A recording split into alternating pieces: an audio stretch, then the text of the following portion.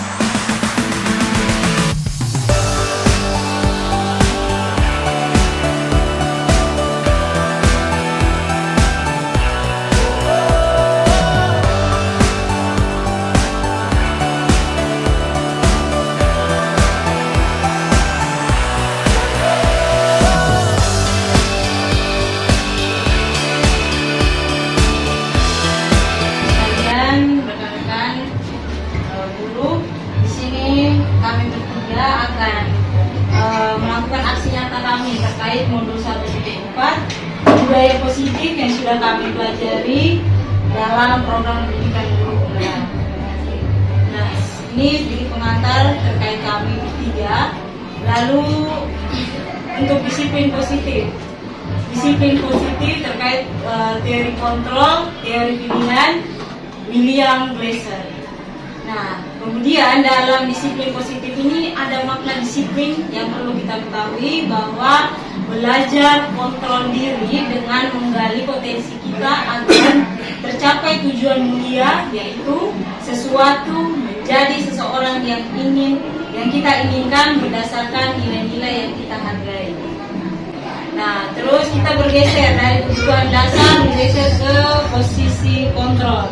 Di dalam posisi kontrol ada model berpikir menang-menang, motivasi perilaku. Nah, seseorang itu dia termotivasi, ada 2 jenis motivasinya. Ada ekstrinsik dan intrinsik. Nah, ekstrinsik itu yang mana? Nah, di sini artinya ada menghindari hukuman. Jadi, anak melakukan sesuatu karena dia ingin menghindari hukuman. Jadi, ketika gurunya suruh, dia mau melakukan itu karena motivasinya menghindari hukuman, takut dihukum oleh gurunya. Terus mendapatkan imbalan. Jadi ketika kita oke, anak-anak silakan maju ke depan, siapa yang bisa kerja soal ini dapat hadiah. Nah, ketika itu kita sering berulang melakukannya, anak motivasinya itu dia mau melakukan itu hanya karena imbalan. Tapi ketika guru tidak melakukan imbalan ini lagi, anak pasti akan berhenti. Dia tidak ada motivasi lagi karena imbalannya sudah tidak ada lagi. Nah, ini yang perlu diperhatikan. Jadi Itu terkait motivasi ekstrinsik yang dari luar tadi. Lalu intrinsik ini yang dari dalam siswa yang penting kita tanamkan terkait ketika anak melakukan sesuatu memang karena dia menghargai dirinya sendiri, karena memang motivasi dalam dirinya. Terus nilai-nilai kebijakan universal. Maka asumsi kita tanpa kita sadari bahwa kita sedang berasumsi demikian terhadap anak. Gitu. Oke, lanjut. Nah, di sini ada hukuman ini. Terus ada konsekuensi dan restitusi. Dan hukuman yang berikut, sistem tidak akan berjalan bila murid tidak patuh hukuman. Pasti sering kita juga melakukan ini. Jika kita tidak memberikan hukuman kepada anak, maka murid tidak akan berpatuh. Itu yang sering kita pahami seperti itu. Makanya kemudian konsekuensi ini, kalau konsekuensi pasti memerlukan monitoring dan supervisi yang terus-menerus dari guru. Kalau kita membuat konsekuensi, restitusi, murid akan belajar bertanggung jawab untuk perilakunya. Jadi lanjutkan, ini peraturan. Mengapa keyakinan kelas? Kenapa tidak peraturan kelas saja? Nah, ini ada sedikit perbedaan dari peraturan dan keyakinan. Peraturan ini adalah aturan yang sudah ada, kita harus mengikuti itu peraturan.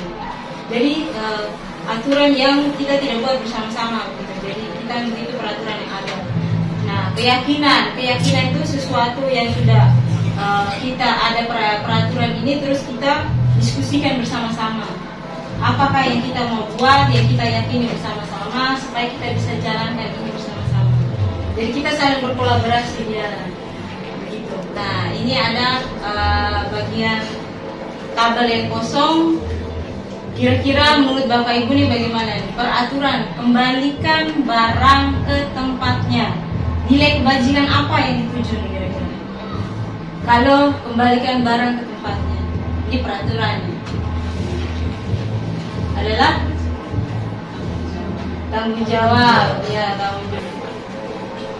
Nah, keyakinan kelas itu kita buat berdasarkan nilai kebajikan universal untuk setiap anak Indonesia adalah profil pelajar Pancasila. Jadi keyakinan kelas kita buat ataupun keyakinan sekolah kita buat menuju arahnya ke ini, profil pelajar Pancasila ada 6 dimensi. Kemudian sedikit ini menyampaikan terkait bagaimana kita membentuk keyakinan sekolah. Dari peraturan sekolah kita ubah menjadi keyakinan sekolah. Yang pertama adalah kita mempersilakan warga sekolah atau murid-murid di sekolah untuk bercurah pendapat tentang peraturan yang perlu disepakati. Ya. Terus tinjau kembali daftar curah pendapat yang sudah dicatat. Terus Anda mungkin dapat mendapati bahwa pertanyaan yang tertulis di sana masih perlu diubah. Jadi setelah kita sudah sepakat buat peraturan-peraturan yang ini kita yakini bersama, kita lihat kembali apakah ada yang perlu kita perbaiki lagi ataukah ada yang perlu kita tambahkan. Terus tinjau ulang keyakinan sekolah atau kelas secara bersama-sama. Dan setelah semuanya sudah disepakati bersama dengan guru maupun siswa, dan yang terakhir adalah keyakinan sekolah selanjutnya bisa diletakkan di dinding kelas atau di sekolah, tempat yang mudah dilihat oleh semua warga sekolah. Contoh misalnya ada keyakinan kelas, setiap anggota kelas perlu belajar, selalu bersikap positif. Maksudnya ini kita harus merubah peraturan-peraturan itu menjadi sebuah keyakinan dengan kalimat-kalimat positif. Mungkin dari saya sampai di sini, selanjutnya akan dilanjutkan oleh teman saya. Baik, saya menyambung. Tadi di awal sudah dikatakan bahwa teori kontrol dan teori pilihan. itu berbeda, memiliki kebutuhan yang berbeda, dan bagaimana kita bisa memahami pandangan orang lain terhadap dunia. Kita tidak bisa mengubah pandangan orang lain terhadap dunia, tapi kita harus berusaha memahami. Nah, ini didasarkan pada teori pilihan, yaitu menurut William Glasser. Ada 5 kebutuhan dasar. Nah, untuk memenuhi 5 kebutuhan dasar itu, maka perilaku untuk dia berubah itu ada dalam diri kita sendiri. Sehingga jika dia bisa mengidentifikasi kebutuhan itu, maka mendorong perilaku untuk bisa menjadi arah yang lebih baik, ke perilaku yang positif. Nah, 5 kebutuhan dasar itu adalah ada kebutuhan untuk bertahan hidup, kebutuhan kasih sayang dan rasa diterima. Yang ketiga adalah kebutuhan untuk penguasaan diri. Yang keempat, kebutuhan untuk kesenangan. Dan yang kelima, kebutuhan untuk kebebasan. Nah, kebutuhan untuk bertahan hidup itu apa? Nah, kebutuhan untuk bertahan hidup itu adalah kebutuhan yang sifatnya fisiologis. Untuk bertahan hidup, misalnya makanan, pakaian, istirahat. Kebutuhan kekuasaan di sini adalah kebutuhan seseorang untuk bisa mencapai sesuatu. Dia bisa menjadi kompeten, bisa menjadi terampil, bisa menjadi pemimpin, bisa berprestasi, bisa diakui dan bisa didengar. Nah, kebutuhan kasih sayang dan rasa diterima, ini adalah kebutuhan psikologis mereka, di mana siswa kita rasa diterima, rasa dipedulikan, bisa berbagi, bisa bekerja sama, menjadi bagian dari suatu kelompok, dikasihi, mengasihi, disayangi, dan menyayangi. Nah, kebutuhan kebebasan ini adalah kebutuhan untuk bisa dia bebas, untuk bisa mandiri, perintah otonomi atas dirinya sendiri, sehingga dia bisa memiliki pilihan, mengembangkan daya lenturnya, daya kemampuannya, dan mampu bisa mengendalikan arahnya sendiri. Itu adalah dia dimaksudi kebutuhan kebebasan. Nah, kebutuhan kesenangan. Kebutuhan kesenangan ini adalah anak berusaha untuk mencari kesenangan, bisa humor, dari bermain, dari bersenang-senang, bergembira, dia antusias terhadap sesuatu, dan dia bisa ungkapkannya dengan ekspresi tertawa. Nah, kita semua ini pasti senantiasa untuk berusaha untuk memenuhi kebutuhan dengan berbagai macam cara. Seorang murid yang tidak begitu berhasil secara akademik, mungkin kebutuhannya akan penguasaan tidak terpenuhi di sekolah, karena tadi dia mau berprestasi. Bagaimana itu bisa terjadi? Karena dia mungkin akan mencoba untuk memenuhi kebutuhan akan penguasaan dengan mencoba mengatur orang lain di lapangan bermain, atau bahkan menyakiti mereka secara fisik. Jadi kadang itu sering terjadi di murid-murid kita. Nah, sebagai guru kita dapat melibatkan mereka dalam kegiatan yang bisa memberi peluang murid tersebut mencapai tujuan dia bisa menjadi seorang penguasa. Nah, yang kedua, misalnya seorang anak yang merasa tidak diterima oleh teman-temannya, maka di sini kebutuhan akan kasih sayang dan rasa diterima tidak terpenuhi. Oleh karena itu dia mungkin akan memiliki satu teman, atau biasanya dia memisahkan diri dari orang lain. Nah, sebagai guru kita bisa membangun hubungan yang bisa kita membangun kepercayaan dan keintiman dengan anak ini. Jadi kita bisa menanyakan keadaannya seperti apa, kenapa dia bisa lebih banyak menyendiri.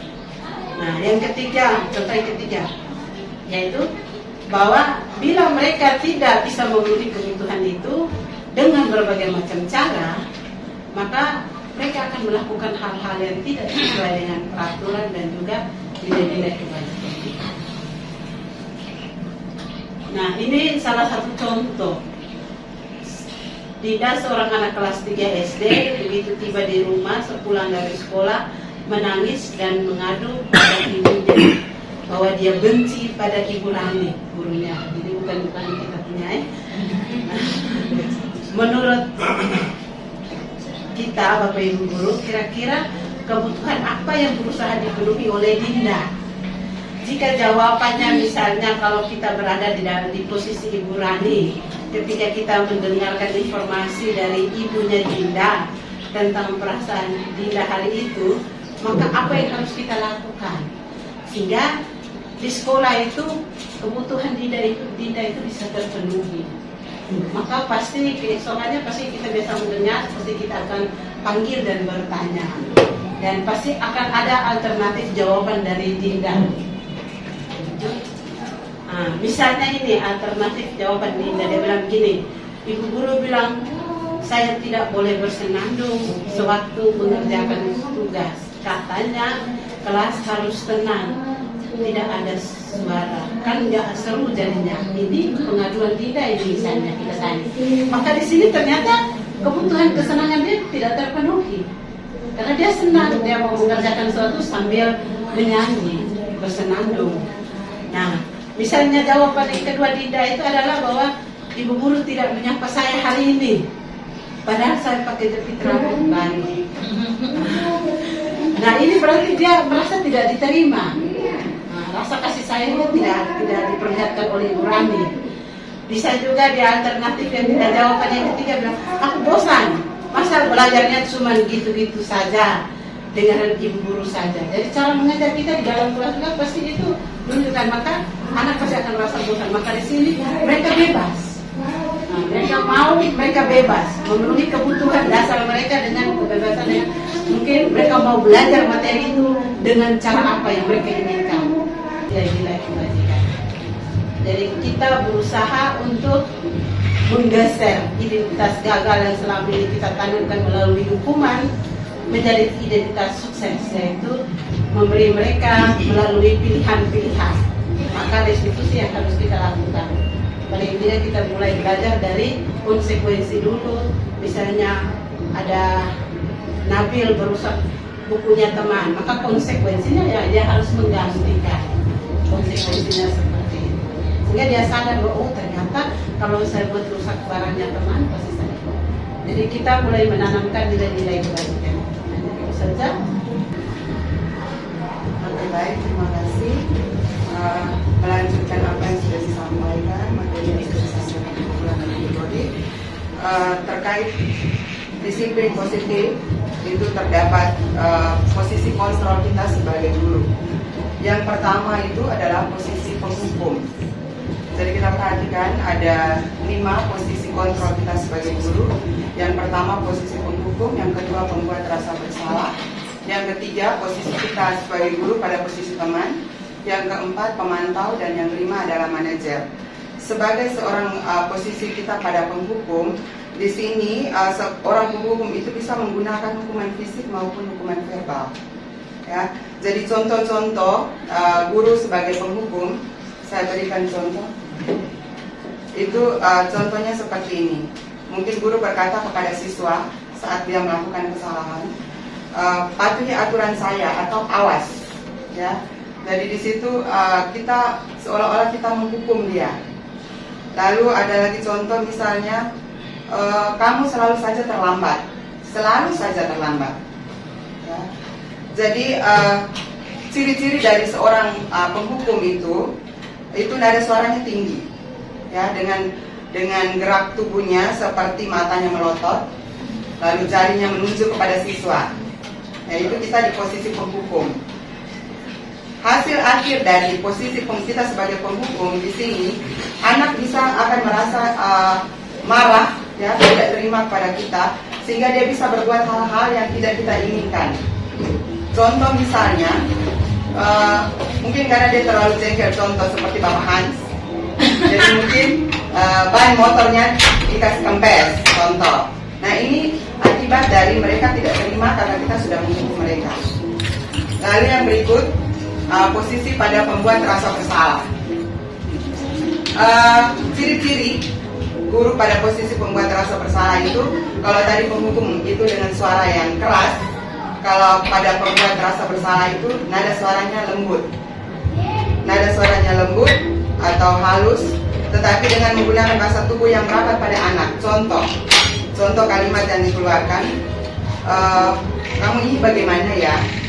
Kamu sudah berjanji dengan ibu tidak akan terlambat lagi. kamu kenapa ya senang sekali mengecewakan ibu? Ibu benar-benar kecewa sekali.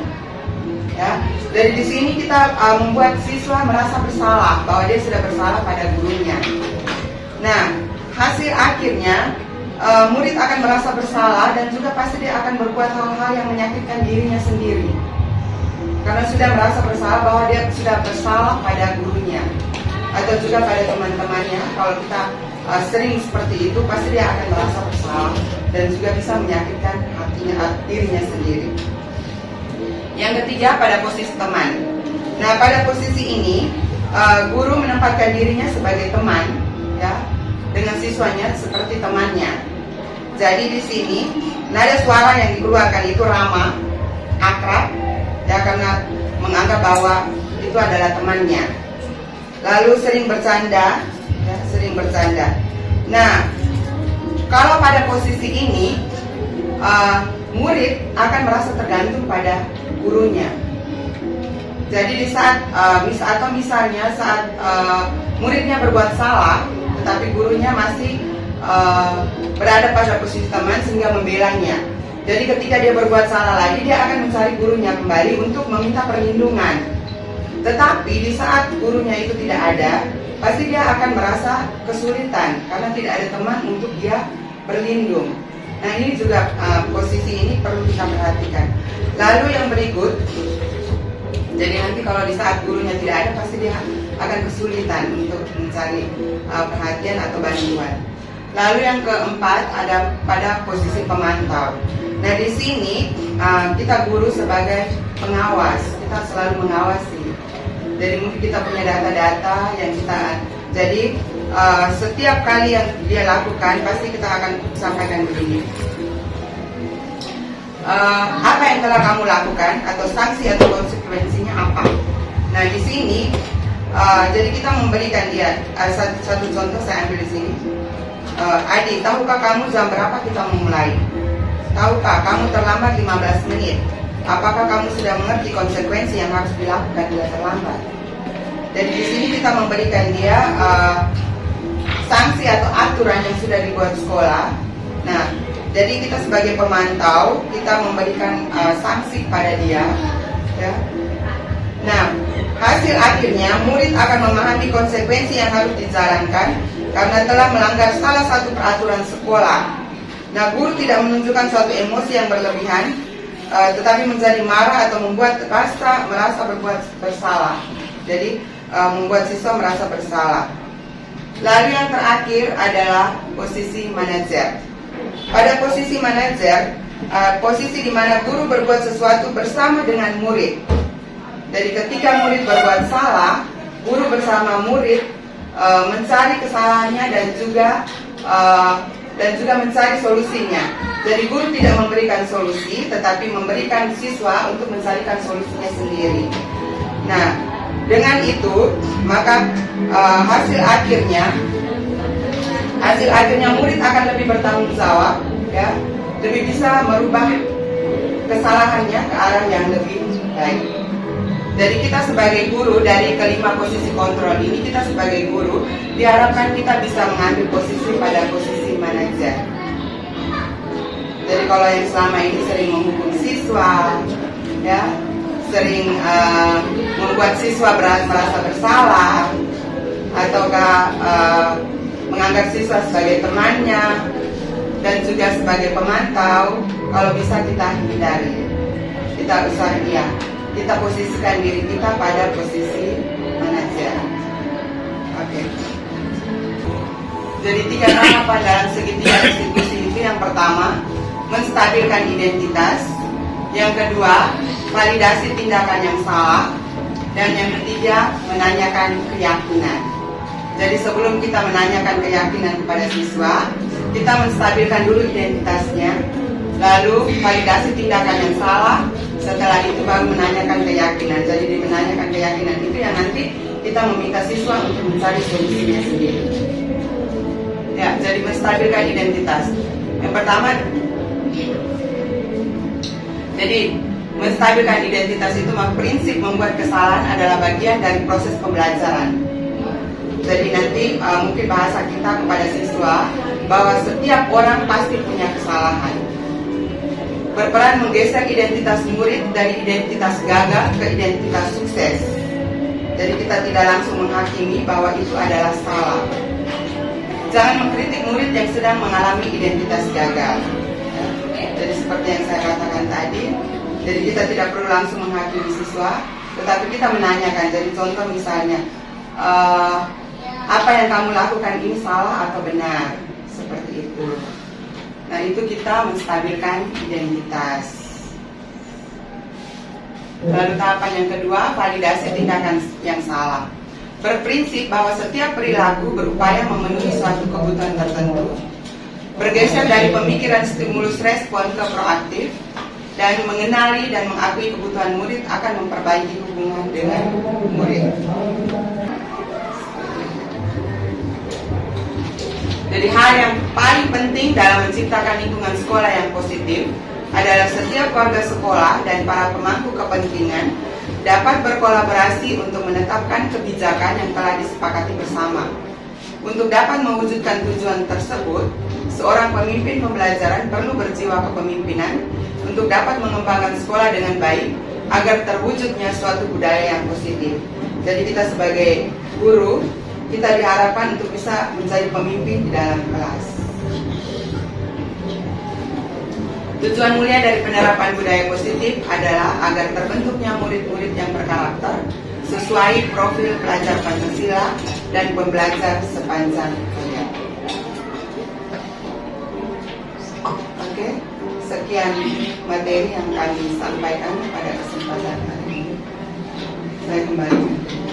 Oke, Bapak Ibu sekalian, jadi tadi kami bertiga sudah menyampaikan terkait bagaimana budaya positif itu dapat dibangun di sekolah. Dengan beberapa penjelasan tadi, terlebih yang tadi segitiga institusi itu sebagai apa ya?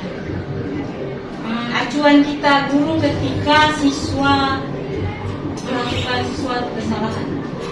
Apakah mungkin sudah tergambar jelas terkait segitiga institusi?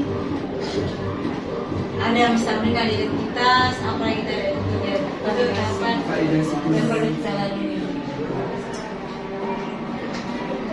Ini banyak masalah yang terjadi di sekolah. Siswa banyak melakukan apa saja masalah. Ada siswa yang melakukan bully.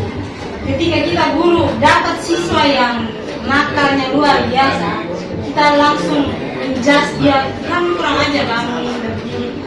Itu ini ya, jadi itu adalah sesuatu yang salah. Jadi kita harus menggali.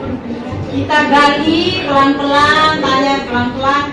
Kalau kita sudah menjudge dia lebih dulu, dia tidak akan membuka dirinya, Bapak Ibu. Dia tidak akan jujur terhadap kita dulu. Karena kita sudah terlanjur menjudge anak itu. Jadi kita harus gali dulu pelan-pelan. Kenapa kamu melakukan ini? Pasti kamu punya alasan kenapa lakukan ini. Tidak apa-apa.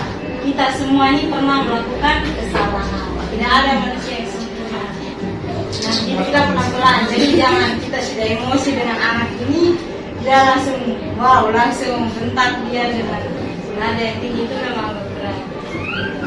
Jadi mungkin Bapak Ibu sekalian bisa belajar pelan-pelan, bisa mengubah diri.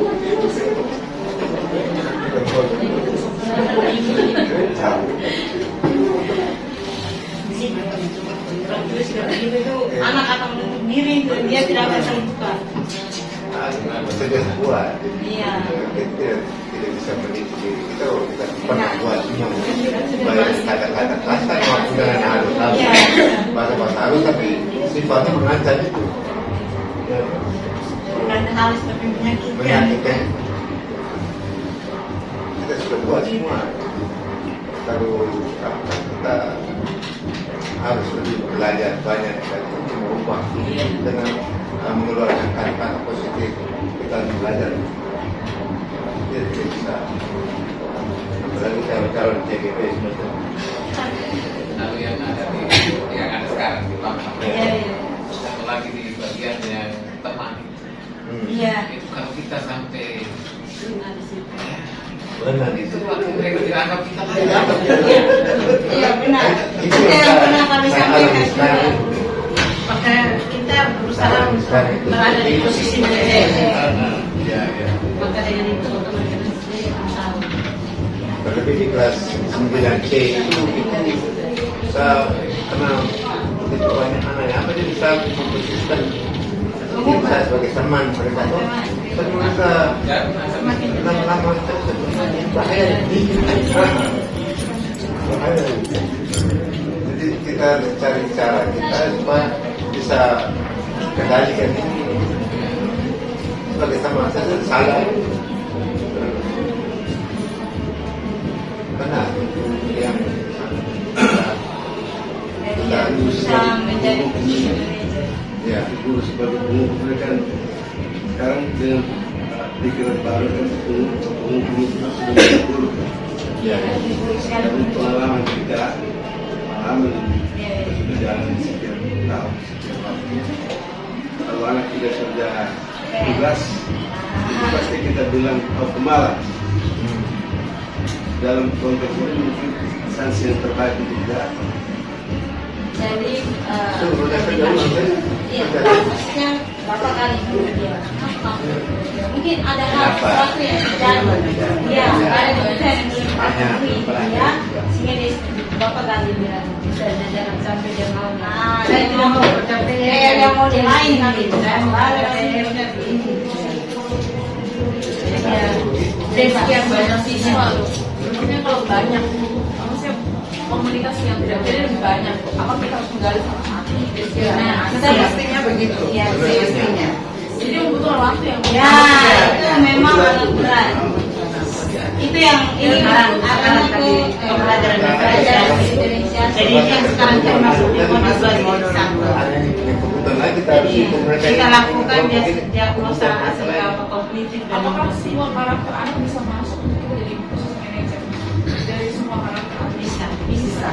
jika diposisikan manajer Iya, kita harus posisi manajer semua. karena anak itu berbeda ada Iya. ada anak yang kasar ada Ah. yang kalau dari keluarganya sudah kasar kalau kita lembut dia juga tidak mempan ada anak yang lembut kalau kita Jadi itu tadi, jadi pertama-tama kita harus tahu dulu kebutuhan mana yang belum terpenuhi. kasih sayang Nah, iya. Jadi seperti yang Ibu Wiwi bilang tadi, mungkin dari latar belakang keluarganya, berarti dia membutuhkan kasih sayang. Nah, posisi kita sebagai manajer, kita buat apa supaya dia bisa merasa diterima di sekolah ini, seperti itu. Sehingga kalau posisi dia tetap tidak merasa tidak diterima, otomatis pasti pembelajaran dia tidak akan terima dengan baik. Iya. Kita harus berusaha di kita kayak posisi manajer. kita mencari penyakit siswa apa benar itu Ini macam begini pengalaman saya ada Nabi di 9 ayat Nabi. Dia kalau sedikit apa lagi itu mereka mulai apa saya bilang Nabi itu salah ini. Seharusnya Bapak memanggil. Nanti setelah pembelajaran baru dipanggil. Nah, kita saat pembelajaran kita melihat anak, oh dia punya kelakuan seperti ini. Kita jangan langsung vonis langsung di situ, iya. Karena kita kalau langsung tegur pasti dia akan merasa bersalah atau seperti memberontak. Jadi setelah pembelajaran baru kita panggil sendiri. Iya, iya. Ya, baru kita sampaikan itu pasti akan lebih baik. Jadi kita berusaha Pembelajaran waktu depan Iya. misalnya dalam proses itu kita marah dia dan pada akhir proses itu yang enak itu ini misalnya dalam proses saya bisa Ya, tetapi maksudnya ngomong pelan-pelan, jangan sampai teman-teman lain. dan di ruang kelas itu kalau dia ke tempat yang Iya, istimewa sedikit. Tapi kalau misalnya saya secara umum mengatakan saya minta maaf kalau tadi dalam proses ada yang kena marah, ada yang merasa tersinggung, ya sudah saya minta maaf juga. Tapi alangkah lebih baiknya setelah itu kita panggil anak itu Iya. supaya dia jangan mengulangi lagi hal yang sama. jadi ya Jadi begitu sebenarnya jadi kita punya tugas ini berat sekali. Jadi kita tidak hanya memberikan materi, karena pembelajaran yang diinginkan di Merdeka Belajar ini sebenarnya kita hanya menuntun anak, bukan kita menuntut. Jadi kita tidak perlu menuntut bahwa satu mata pelajaran satu pembahasan itu harus terselesaikan. Tidak. Kita menuntut mereka dengan gaya belajarnya mereka masing-masing. Kalau target kurikulum itu tidak masuk.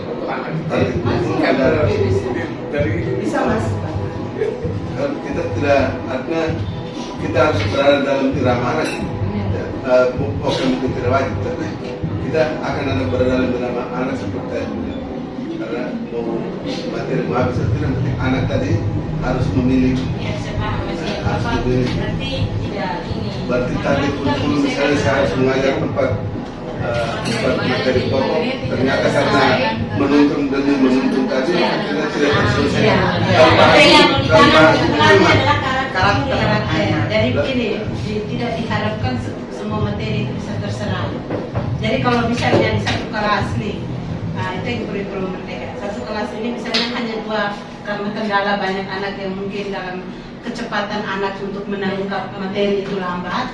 Jangan bilang anak kurang ini, tapi kecepatan menangkap di materi yang disampaikan itu lambat, maka mungkin hanya dalam kelas B mungkin hanya 2 materi, tidak apa-apa.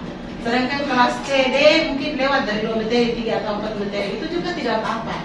Karena yang dimaksudkan bukan harus tuntas materinya, tapi dia tuntas materi sekaligus karakter untuk tanggung jawab terhadap diri menjadi pembelajar sepanjang apa yang dia maknai dalam belajar itu bisa terpenuhi. Tidak apa-apa. Memang awalnya berat. Awal berat sekali memang agak susah. Kami sekarang mau coba untuk belajar belajar lebih banyak. Ini jadi kita selalu berusaha di posisi manajer, sehingga kita dengan manajer menerapkan strateginya dalam menggunakan restriksi di 3 institusi. Dalam pembelajaran juga sama. Anak kita mengajar, misalnya anak itu mengantuk, dan tidur, maka biar dia tidur dulu, habis pelajaran kita panggil dan tanya. kemarin yang satu, apa mungkin dalam pertengahan perjalanan proses. Nah itu yang bahaya ya. Karena anak nanti akan merasa bahwa dia dipengaruhkan. Kasar tidak bilang tidak mengantuk, saya tidak bersuara. Misalnya kalau saat itu dia memang tidak ada sendi untuk menyanyi, maka dia pasti merasa dipermalukan. Karena dia sempat membahas tidak Saya tidak banyak menghukum dia, saya hanya mau supaya Iya, memang kita guru tidak punya niat memang tidak begitu, tetapi pasti anak akan merasa dipermalukan. Jadi ya paling tidak habis belajar kita cari tahu kenapa kamu perlu mengatur dalam pelajaran.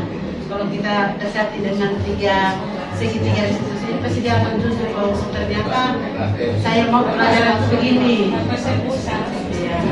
Saya bosan dengan bapak punya mengajar hanya omong biasa, hanya sebatas mendengar saja. Saya bosan, sedangkan saya mau belajar saya menggambar.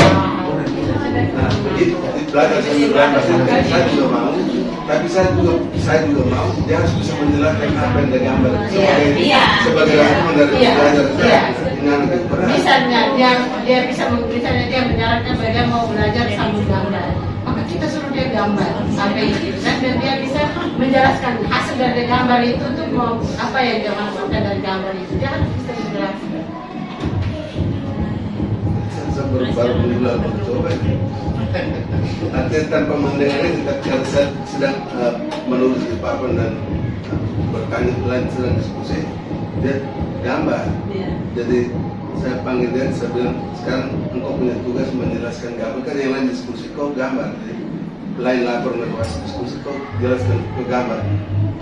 Tapi berdiri saja dan Nanti Bapak bisa suruh dia menggambar dari materi yang Bapak berikan. Jadi dia setelah menggambar baru dia menjelaskan.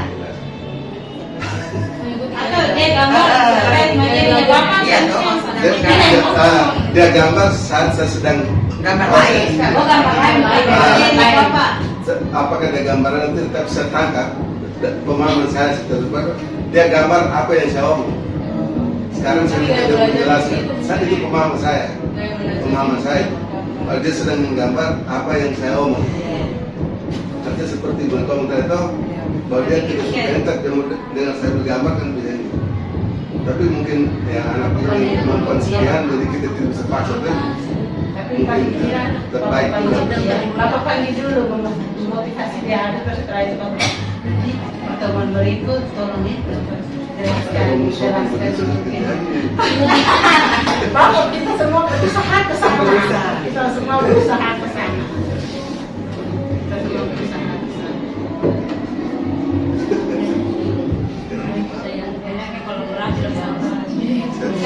Jadi mungkin kami berbagi pengalaman sedikit.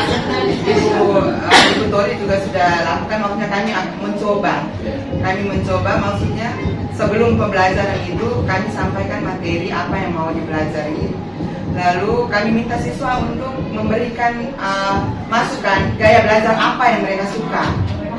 Ya, jadi contoh saya kemarin, jadi sebentar Ibu Tori cerita, saya tanyakan mereka, nanti kita belajarnya materi ini. Kemarin saya materinya tentang jaringan internet. Jadi saya tanya mereka, kamu mau gaya belajarnya seperti apa? Mereka bilang, Ibu bisakah kita pakai HP? Oke, pakai HP. Kamu mau HP untuk apa? Dibuat apa? Dalam bentuk apa? Game Ibu, permainan. Jadi saya buatkan dalam bentuk permainan. Dan itu mereka terima. Setelah itu, saya minta mereka untuk rangkum semua materi yang sudah kami pelajari dengan membuat video. Video itu terserah, saya tidak suruh harus menggunakan aplikasi apa, tidak. Terserah mereka mau gunakan aplikasi apa. Dan itu semua lakukan. Dibanding saya suruh mereka tulis di kertas. Jadi hampir semua, dan video yang mereka tuh keren-keren semua. Materinya semua masuk dalam situ. Ya. Jadi maksudnya kita bisa meminta mereka gaya belajar apa yang mereka inginkan. Mungkin dari Ibu Tori punya seperti apa yang masih sama juga. Jadi kita omong bahwa materi berikut itu kita belajar tentang ini. Nanti silakan tulis kamu mau belajar materi ini dengan gaya atau metode apa. Kamu punya mau itu seperti apa. Nah, setelah itu kita kasih, saya punya itu lebih banyak mereka bilang, Ibu kami belajar itu lewat video. Akhirnya saya masuk pembelajaran, saya buka video pembelajaran, mereka nonton. Setelah nonton, untuk saya bisa tahu bahwa mereka punya pemahaman itu seperti apa. Maksudnya pemahaman dari video yang mereka nonton itu, kamu silakan kerja kembali ringkasan materi yang kamu nonton itu dalam persentase. Dan ada yang nanti perannya sebagai guru, dan kelompok sebagai guru, moderator, dan lain-lain. Dan mereka lakukan, mereka bilang, Ibu, nanti kami desain pakai Canva, ini bisa atau itu bisa. Jadi yang kemarin macam Canva itu juga bukan saya kurang menyuruh mereka sendiri yang mau seperti itu.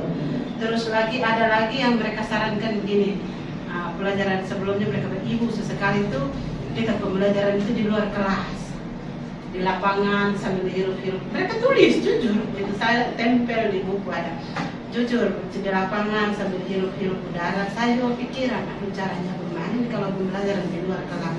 Akhirnya saya coba kemarin dengan mereka cari jejak gitu. Mereka cari jejak di luar lingkungan sekolah teknik persoalan itu. Dan walaupun belum efektif, tapi ada 1-2 anak itu ketahuan. Saya tahu bahwa dalam pelajaran kadang selama ini dia lebih banyak lukis, gambar tapi kemarin yang cari jejak itu ternyata dia yang jelaskan gambar yang saya tempel di tembok atau di pohon itu, dia yang jelaskan kasih teman-temannya, ternyata harus titik ini, waktu itu sungguh-sungguh dia harus X lebih dulu baru dia titik X-nya ini, lihat 2, 3, jadi yang jelaskan. Jadi paling tidak ada, saya hanya melihat dari jauh, ternyata dia bisa mampu jelaskan kasih dari teman-teman. Jadi ternyata ada lah, walaupun belum efektif betul, tapi paling tidak kita sudah berusaha memahami mereka punya cara belajar dari masukan. Jadi kita jangan pernah untuk lupa membuka diri untuk sistem memberi saran cara belajar yang mereka mau itu seperti apa. Jadi baru coba sih. Kalau saya punya anak sebelum itu saya buat kognitif, diagnostik, dan kognitif itu terkait pemahaman dasar mereka apa yang masuk ke pembelajaran itu. Saya kasih dasar untuk masuk ke situ. Baru ketika dari situ baru saya bisa lihat jawabannya mereka, baru saya bisa pilahkan mereka berdasarkan sekolah mereka, terus minatnya kemana, dan mereka lebih banyak pakai bahasa Inggris. Apalagi kuisis paling mereka sukai di kelas. Jadi saya sering pakai di luar kelas. Mereka mainnya pakai kuisis dan memang sangat seru bagi mereka. Dan bisa sangat antusias sekali. Jadi peran kita sebagai fasilitator itu terpenuhi dari macam kami yang mereka mau presentasi dan mereka butuhkan supaya bisa ada jaringan biar kita guru bagaimana caranya scorecard bagaimana kita guru usaha memenuhi kebutuhan mereka. Sekarang presentasi mereka maksudnya pakai komputer. Ya. Jadi mereka berkelompok pakai komputer ketik selama presentasi Anak-anak sudah jago semua. Iya, Caranya mereka sudah ahli kali teknologi. sesuai dengan filosofi zaman. filosofi Ki Hajar bahwa pembelajaran sesuai kodrat alam maunya mereka dan kodrat zaman.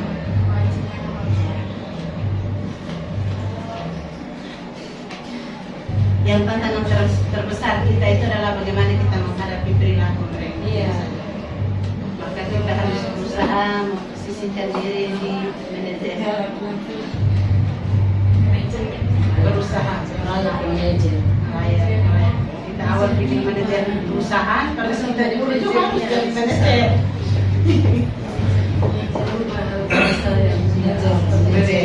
Lihat anak seragamnya tidak lengkap di depan jangan Emosi sebenarnya dari diri Jangan langsung. putus semua nih. Ya, dengan begitu kan kita punya urat sudah tidak putus toh kalau kita punya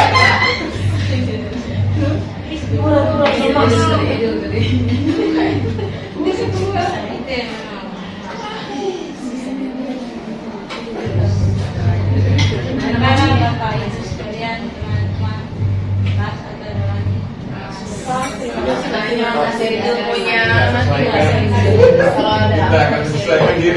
Nanti di pembelajaran dan kemudian bisa refleksikan diri saya selama ini ada di posisi mana. Posisi penghukumnya. Semua ada waktu sedikit. Ya kalau kita bisa membuat pada saat bukan sih sebenarnya kalau semua guru mau sama berubah itu bisa kan ya biasa jadi habit kalau cuma satu Semua sama-sama. Sepakat Itu sama. yang kami harapkan bahwa kita semua ikut dan saya sering mengajak kami share pengalaman Iya. karena kalau kita ikut dalam situ lebih banyak contoh yang mereka berikan ke kita. Kasus-kasus, banyak kasus-kasus yang kita pelajari.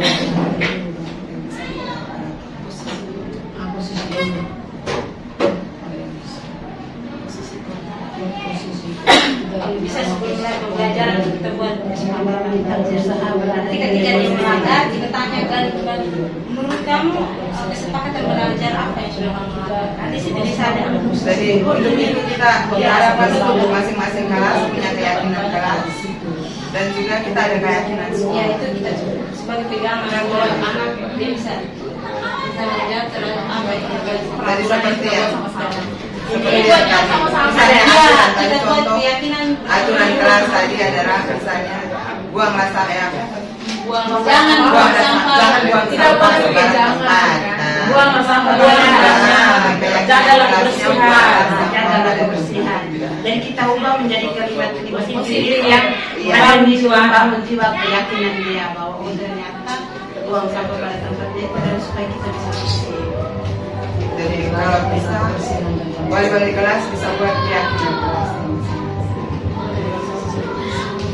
Oke nih, dan Ibu Hero ini, kenapa kita selama ini berada di posisi penghukum dan pembuat rasa bersalah? Saya pikir karena karakter kita guru yang kita sekarang ini nih, kita masih terbawa kita masih terbawa dengan suasana pendidikan kita zaman dulu. Kita semua Jangan berada di Belanda. Kita sebagai penghukum itu kita tidak bisa menyangkal. Kita juga sebagai pembuat rasa bersalah lebih banyak. Mengapa kita berada pada posisi paling terbanyak? Karena kita juga adalah produk-produk dari masa lalu, pendidikan masa lalu yang seperti itu. Sehingga tugas kita sekarang setelah Ramadan ini adalah berusaha untuk memutuskan mata rantai ini. Jadi Juga belajar. wah, lingkungan yang nyaman dan aman Sebagai sampel status siap. Tapi juga perusahaan kelas. Bisa ketika semua guru sudah sampai posisi belajar, maka anak merasa nyaman dan bahagia berada di sekolah. Maka tentang PANSI akan tercapai. Ya.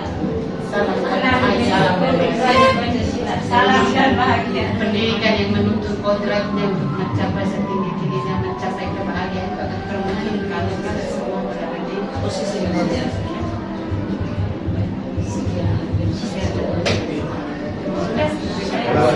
Terima kasih Bapak Ibu semangat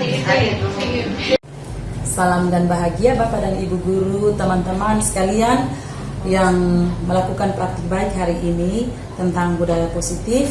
Saya ucapkan terima kasih banyak karena setelah mendengar materi ini saya merasa begitu banyak hal-hal yang harus dilakukan oleh saya sebagai seorang guru untuk berubah dalam memposisikan diri pada 5 fungsi kontrol yang sudah disampaikan oleh teman-teman tadi.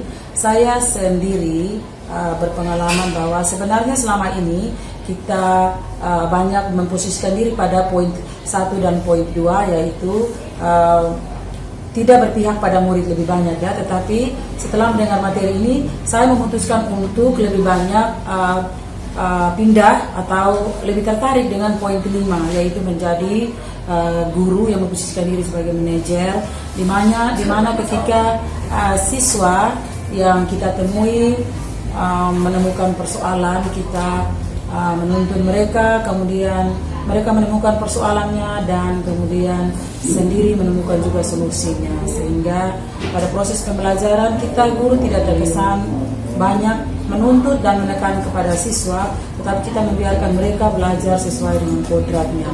Dan pada akhirnya cita-cita pendidikan kita, yaitu 6 dimensi Pancasila, dapat tercapai pada pribadi anak-anak didik kita masing-masing. Terima kasih teman-teman yang sudah berbagi praktik baik hari ini.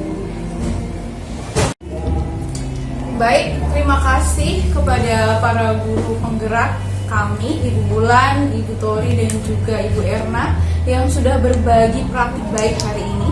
Banyak motivasi, ilmu, dan juga pembelajaran yang saya peroleh hari ini.